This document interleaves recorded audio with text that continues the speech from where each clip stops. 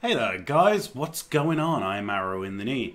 Today I want to do something a little different with my Yu-Gi-Oh stuff, and I think I might be doing this more in the future because I actually kind of like this kind of thing. I would like to look kind of in depth in a new card. This is Archfiend Eccentric, and we're basically going to say, hey, how good is this card? Because this card has had a lot of hype. Recently, it is one of the money cards in Clash of Rebellions. It's actually a very cool card. It's, well, let's have a look at its effect before we go anything. So, its pendulum effect, its spell effect, is you can target one other spell or trap card on the field, so itself and another spell or trap on the field, and kill them both. So, it's basically a slow mystical space typhoon. It's just removal. So that's its pendulum effect. And its monster effect, when it's on the field, is you contribute this card, take a monster on the field, and destroy it. So it's a cross between Exiled Force, if anyone remembers that from the old Legacy of Darkness set. Very cool card. What was Exiled Force for spells or traps? I actually can't remember. Is there like one like that? There is, I know there is, but I can't think of it. Anyway, a lot of people are looking to side this card, and when I was thinking about, hey, maybe we should side this card, you know, because it sounds good, great on paper. You're like, man, it gets rid of all threats, right?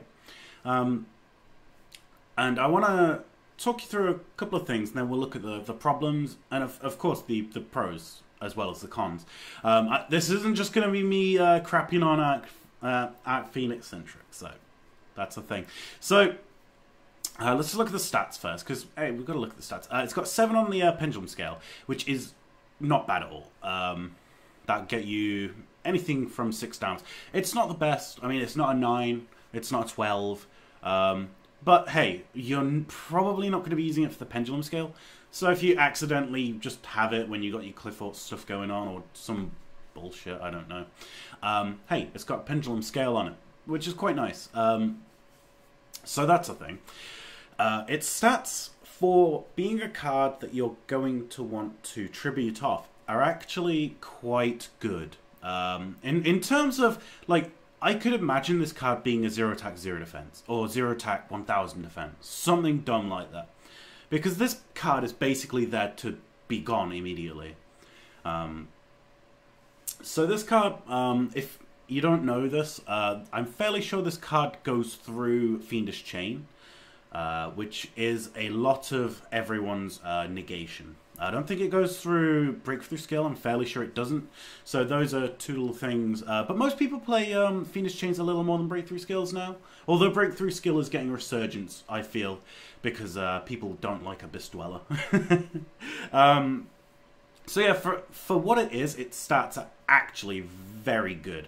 I mean, it's not a 1700 attacker or anything, but for something that you just want to tribute off, hey, every now and then that 800 attack is going to help. Every now and then that 1000 defense is going to help. So it's definitely not got bad stats for what it is. If that makes sense, guys. I hope that makes sense, but I feel it should. So this card is insanely versatile. As much as I say it's a bit slow, because you have to. It is your normal summon of the turn, and it's not as quick as an MST. It's extremely versatile. Its effect should basically just say kill one thing on the field. Just kill a thing. Then it's dead. It's gone. The problem being, this is your normal summon. If you're killing the monster, that is.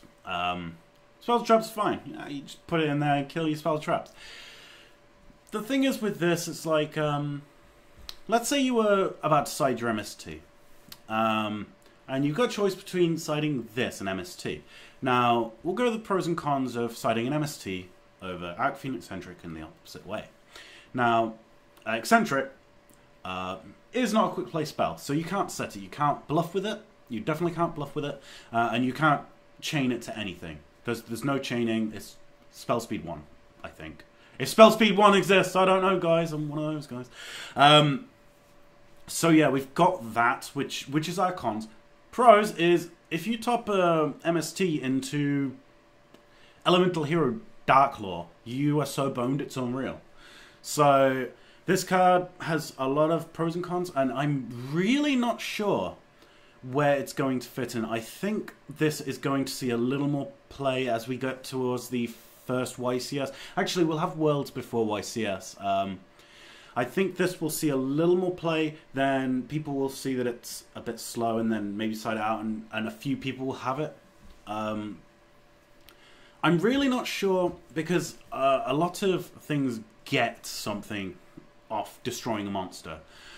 Your Shadows get their fusion back, your Burning Abyss get everything, Cliff Forts get everything. I can't think of monsters really that you want to be popping that they won't get something off or can't stop you anyway. So the monster part of it is actually kind of, I would never say it's bad because hey man, you're killing a guy, but you having to use it as your normal summon is a bit of a problem. And you know what, there's actually a huge problem with this guy. A lot of people, myself included, were thinking well, a good idea for this guy is using him in something like Stellar Knights or Elemental Heroes that use 3 Call of the Haunted and Oasis of Dragon Souls. Now, the problem with this guy is he don't go to the graveyard. He ain't going no graveyard. It's a pendulum. You go back to the extra deck. He's having a bit of a sleep there. So you ain't got no... You ain't got no Call of the Haunted on this lad. I'm fairly sure he doesn't go to the grave. That'd be weird. So yeah, that's actually a problem. I think he might have been actually a lot better if he would go to the graveyard, sadly.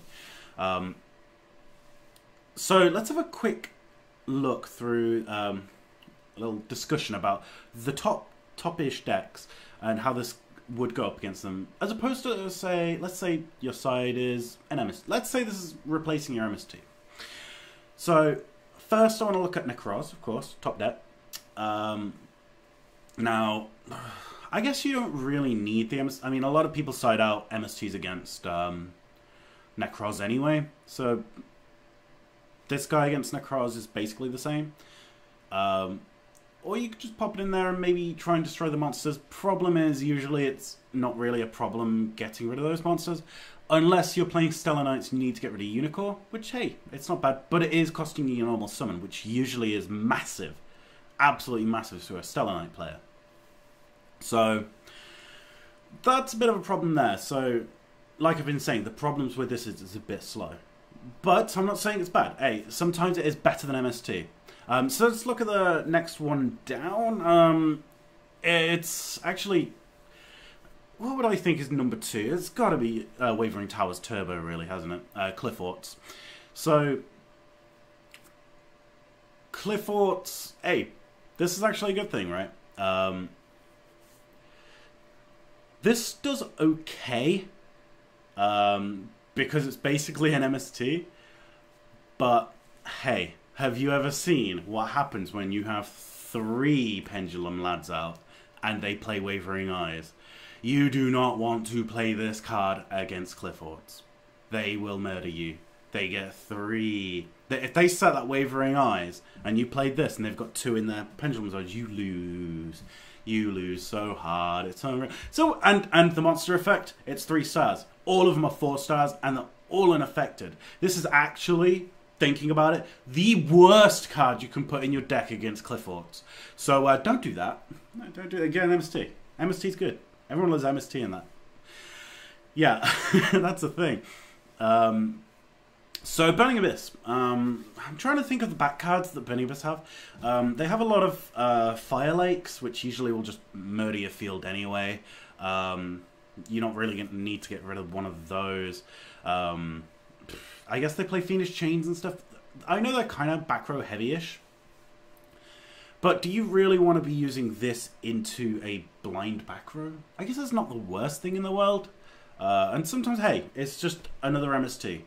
And a lot of people might want to play this against the Clifford match because then they're like, oh man, I got 6 MSTs. I'm like, please just play Twister. Just don't play this against Clifford. You will die a slow, horrible, painful death. So yeah, that's a thing. So I guess we'll move on from Burning Abyss because killing monsters does nothing. on its own, killing a Burning Abyss is basically giving them stuff and taking resources away from yourself. So you literally don't want to use this against Burning Abyss either. Now, I think this actually shines more against rogue decks. Decks like UA, where you want to pop their back card. Just solid back cards. Solid floodgate cards, like lose a turn, something like that. Which is actually played in Cliff Forts, but I wouldn't risk it, because then they get 3 off Wavering Eyes, which just throw up in your mouth a bit. But yeah, rogue decks, just like the ones that have really important back row cards, I truly feel is it is where this will really shine. Now, I don't think we can ever say we'll remove MST for this, because especially in the Cliff Fort matchup, because that's dangerous. You can lose like a whole game just because you use this card instead of MST, and they get 3 off Wavering Eyes. Yeah, that's a thing. This against E-Heroes is not bad, actually, because this is an out to Elemental Hero Dark Law, which basically is their win condition. So I kind of like that. It's at least one. Shaddolls, they'll get something out of it. And sometimes you want to pop their back row, stop their OTKs, but it's not amazing. It's not it's great. So as much as hype this card has, I think it's a bit foolish. I really do. I think it looks great on paper. In fact, the card looks great. Look at that shininess right there. It's so nice. There's a lot of problems with it, I think. I don't think it could ever really replace MST or any other spell trap removal, really. It makes me sad because it feels like such a great card, and I don't like to rain on anybody's parade, but I can see the cost of this card going down substantially, and I can see this maybe being flavor of the month and then going away, sadly. So, yeah, I'm going to leave this here, guys. Thank you for watching this. I hope you enjoyed this. I want to do this more often because I like talking about certain cards. I like talking about certain decks. I like talking specifics. I love the game. I mean, I've been away from the game for so long, and I'm back and, like, you know, full force, all that shit. And this is one of the cards that I really want to look at. Wanted to look at. Now I have. And now you know. So I'm going to go now. And hopefully you guys will rate, comment, subscribe, all that jazz. It helps me get up in the YouTube rankings. Hey, why don't you ask me to do a different card? Maybe we can look in depth on maybe a new card, maybe an oldish card. I'd love to do that. It would be pretty amazing. Especially since going in depth into this, we learned something a little bit kind of bad, because it's like, oh man, I want to like this card a lot. I really do. Sadly, it's I think it's of the wrong time. I think give this 4 years ago, like especially pre-pendulums. You know, I know it's pendulum, but let's just say it's a monster that can kill a spell trap as well. Yeah, that's the thing. Anyway, guys, I've got to go. Much love. I will see you around, and bye.